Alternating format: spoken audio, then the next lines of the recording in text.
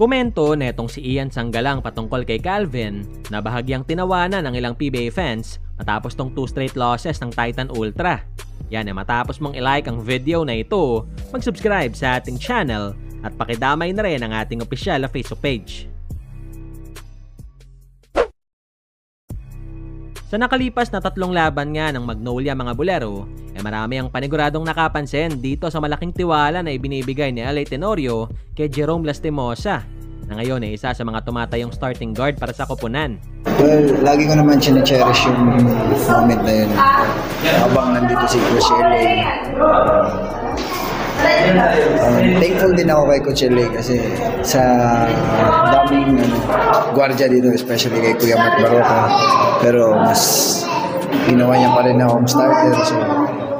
Kaya naman dahil dito, malaki rin ang pasasalamat ni Lastimosa dahil di lang isa, kundi 2 veteranong gwardiya pa ang umaagapay sa kanya. Yun nga sobrang blessed ko kasi 2 veteran na point guard na isa na sa akin ngayon. So madami akong learnings na makuha sa kanila. Hopefully more learnings pa kasi matagal-tagal bang magkakasama.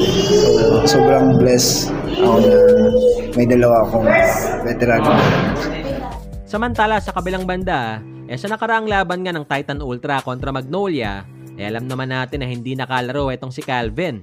Pero sa isang panayam dito kay Sanggalang, nakala nga raw niya na isa lang daw yan sa mga taktika ni The Beast. Oo, alam ko talaga kasi kausap ko na yun Tinatanong-tanong ko na, Bin, maglalaro ka ba? Parang sinabi niya, subukan ko talaga, hindi ko alam Pero akala ko talaga, sinasabi niya lang, tapos surprise na maglalaro siya. Pero nakita ko talaga kanina hindi siya naka-BS, so di daw talaga kaya.